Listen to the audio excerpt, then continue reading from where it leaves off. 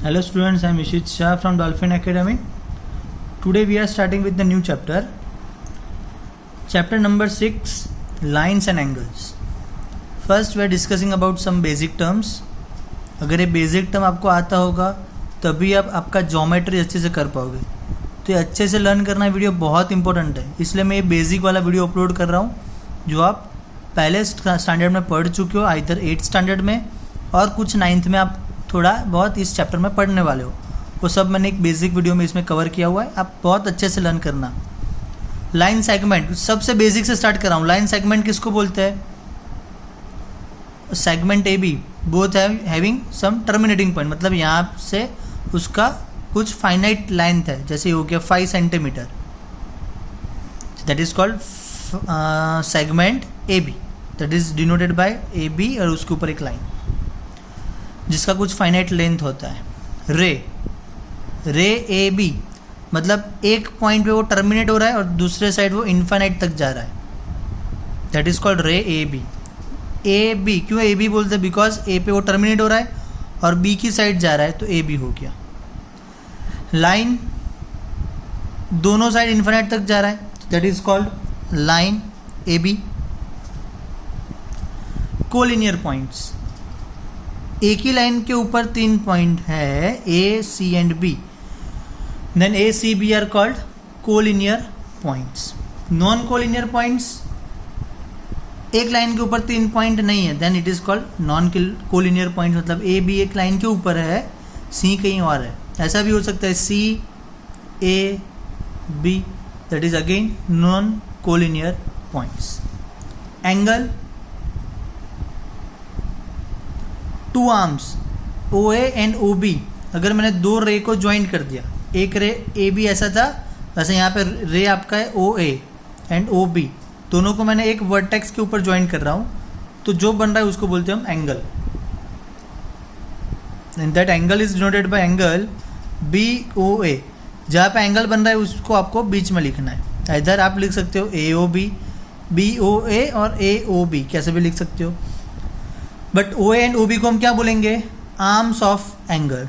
And O that is vertex of angle, O को हम बोलेंगे vertex of angle. O A and O B that is arms of angle. Clear?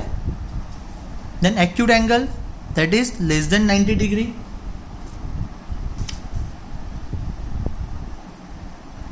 Right angle, that is equal to 90 degree. Obtuse angle, that means greater than 90 degree. Straight angle and reflex angle, ये भी आप learn कर चुके हो, हम इसके बारे में डिस्कस करते हैं. Acute angle less than 90 degree मतलब इस तरीके का कुछ होगा, एंगल एक्स बन रहा है, that is between 0 to 90. Right angle मतलब एग्जैक्ट 90 डिग्री होगा. ऑब्ट्यूज एंगल मतलब Z, that is between 90 to 180. Straight angle, that angle this is represented by S and that equals to 180.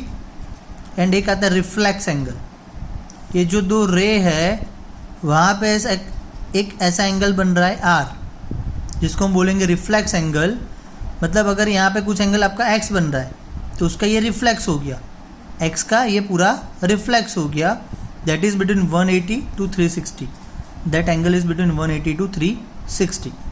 मतलब अगर मान लो ये एंगल 30 डिग्री है तो उसका रिफ्लेक्स कितना हो जाएगा? टोटल होता है 360, टोटल एंगल कितना होता है 360, उसमें 30 निकल गया, 330 आ गया, that is your reflex angle. Next point देखते हैं आपका, very much important, complementary and supplementary angle.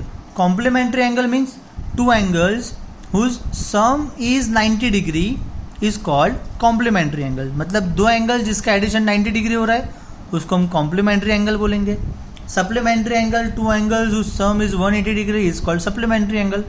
मतलब 2 एंगल जिसका एडिशन 180 हो रहा है उसको हम बोलेंगे सप्लीमेंट्री एंगल.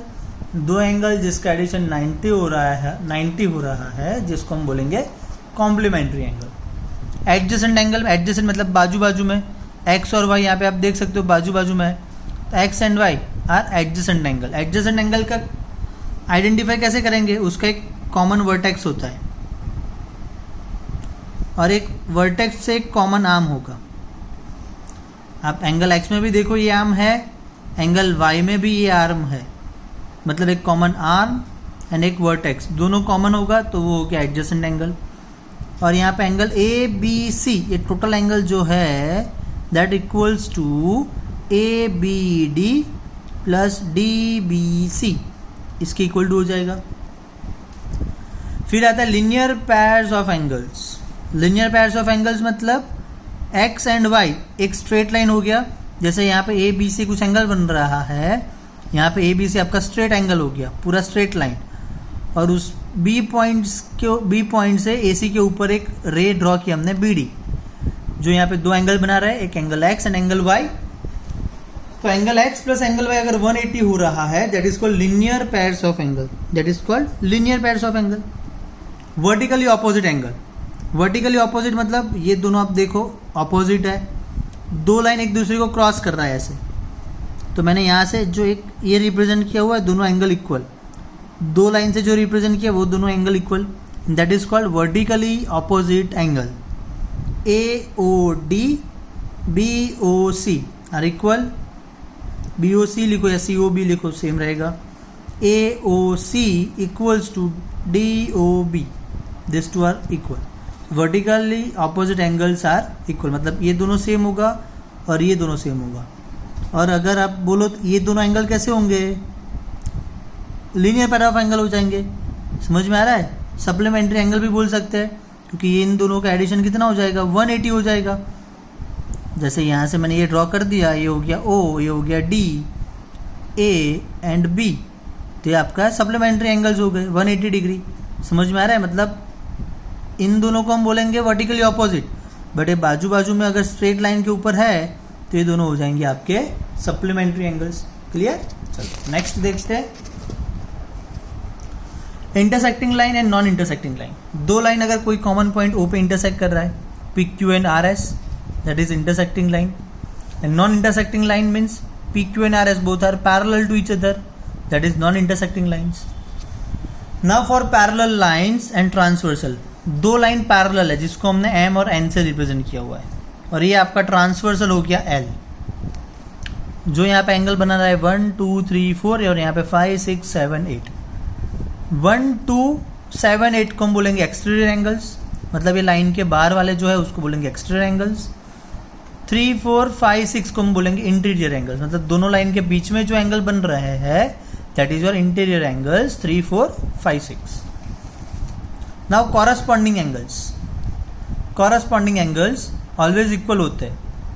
अगर दोनों लाइन पैरेलल है तभी कॉरस्पॉन्डिंग एंगल इक्वल्स होंगे। अगर कॉरस्पॉन्डिंग एंगल्स इक्वल है तो वाइस वर्सा हम बोल सकते हैं कि दोनों लाइन पैरेलल है। पर पहले कॉरस्पॉन्डिंग एंगल होता क्या है, 1 एंड 5। जैसे इन दोनों को आप देखो, ये ट्रांसवर्सल हो गया तो ये 1 एंड 5 कॉरस्पॉन्डिंग हो गया, 2 एंड 6 कॉरस्पॉन्डिंग होता है, 3 एंड 7 कॉरस्पॉन्डिंग होगा, ये 4 और ये 8 कॉरस्पॉन्डिंग होगा। मतलब अगर आप देखो तो ऐसे एफ बन रहा है, जैसे मैं सिंपल एफ बना के दिखाता हूँ आपको, बाकी का लाइन में डॉटेड ड्रॉ कर रहा हूँ।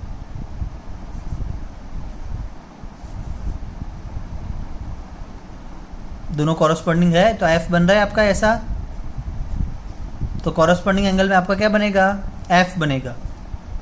तो 3 7 कॉरस्पॉन्डिंग हो गया, 4 8 2 6 1 5 कॉरस्पॉन्डिंग एंगल्स इक्वल होते हैं। और उसका वाइस वर्सा हम क्या बोलेंगे, अगर कॉरस्पॉन्डिंग एंगल्स इक्वल है that means your two lines M and N are parallel to each other.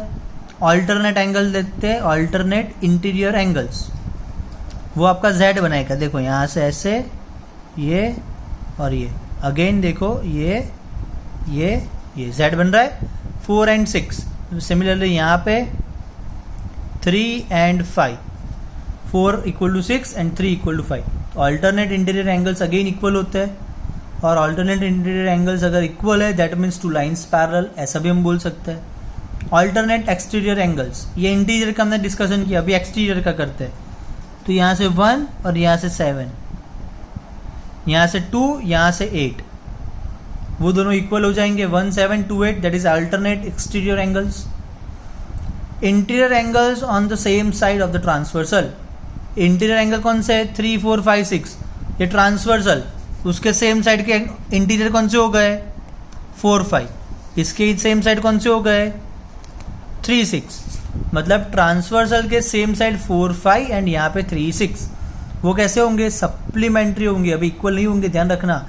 Interior angles of the same side of the transversal are supplementary, means angle 4 + 5 = 180, 3 + 6 = 180 होता है। Okay तो ये जो interior angles on the same side of the transversal है, same side of the transversal are also called consecutive interior angles और allied angles और co interior angles, वो सब भी हम बोल सकते हैं। Next angle sum property of triangle, जैसे PQR ट्राइंगल है और इसको मैंने एक्सटेंड किया हुआ है S लाइन, एंगल 1 2 3 यहाँ पे बन रहा है, that is angles of triangle, और ये एक्सटीरियर एंगल हो गया ट्राइंगल का। As you know that addition of 3 1 + 2 + 3 = 180, addition of angles of the triangle that equal to 180, that is called angle sum property.